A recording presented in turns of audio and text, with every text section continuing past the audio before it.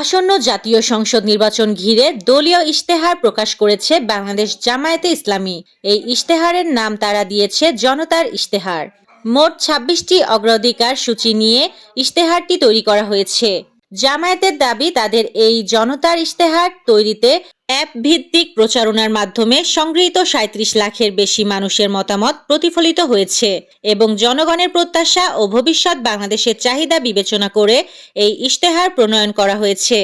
ইশতেহারের অষ্টম ভাগে রাষ্ট্রীয় ও জাতীয় জীবনে মুক্তিযুদ্ধের আদর্শ ও লক্ষ্য বাস্তবায়নের প্রতিশ্রুতি দিয়েছে বাংলাদেশ জামায়াতে ইসলামী। এতে মুক্তিযুদ্ধের আদর্শ ও লক্ষ্য রাষ্ট্রীয় ও জাতীয় জীবনে সুপ্রতিষ্ঠার কর্মসূচি গ্রহণ এবং বাস্তবায়ন করা হবে বলে জানিয়েছে দলটি। এছাড়া শিক্ষার্থীদের কাছে মুক্তিযুদ্ধের সঠিক ইতিহাস তুলে ধরার কথাও বলা হয়েছে। এছাড়া জুলাই বিপ্লবের শহীদ এবং জুলাই যোদ্ধাদের জন্য প্রতি মাসে অনুদান ও ভাতা দেওয়ার ব্যবস্থা করা হবে। জুলাই বিপ্লবের শহীদদের পরিবার এবং জুলাই যোদ্ধাদের জন্য আবাসন নির্মাণ ও কর্মযোদ্ধা হিসাবে তাদের পুনর্বাসন করার কথা বলেছে দলটি। আহত ও পঙ্গু জুলাই যোদ্ধাদের চিকিৎসার সব খরচ সরকারি কোষাগার থেকে নির্বাহ করা হবে বলেও প্রতিশ্রুতি দেওয়া হয়েছে। উল্লেখ্য, সম্প্রতি চট্টগ্রামে নির্বাচনী জনসভায় গিয়ে জামায়াতে আমির ডাক্তার শফিকুর রহমান তার বক্তব্যে দাবি করেন, শহীদ প্রেসিডেন্ট জিয়াউর রহমান মুক্তিযুদ্ধের ঘোষণা দেওয়ার আগে মুক্তিযোদ্ধা কর্নেল ওলি বিদ্রোহের ডাক দেন। ইতিমধ্যে বিষয়টি বেশ বিতর্কের জন্ম দিয়েছে। বিশেষ করে বিএনপির পক্ষ থেকে তীব্র প্রতিবাদ জানানো হয়েছে জামায়াত আমিরের এ বক্তব্য ঘিরে।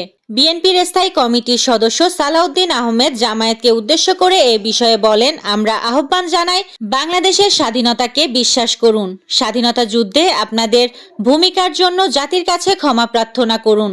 তিনি বলেন, বাংলাদেশের মানুষ আপনাদেরকে এখনো ক্ষমা প্রার্থনা করতে দেখে নাই। আপনারা এখন পর্যন্ত অনুতপ্ত নন। বাংলাদেশের স্বাধীনতার ইতিহাস দয়া করে আপনারা বর্ণনা করবেন না, কারণ পরীক্ষা করে দেখুন বাংলাদেশের সাধারণ মানুষ কখনোই আপনাদের এমন রাজনীতি গ্রহণ করবে না। বিএনপির স্থায়ী কমিটির এ সদস্য এরপর বলেন, স্বাধীনতার বিকল্প ইতিহাস বর্ণনা করা শুরু হয়েছে। জামায়াতের সম্মানিত আমির বলেছেন, এদেশে নাকি শহীদ প্রেসিডেন্ট জিয়াউর রহমান প্রথমেই বিদ্রোহ ঘোষণা করেন নাই।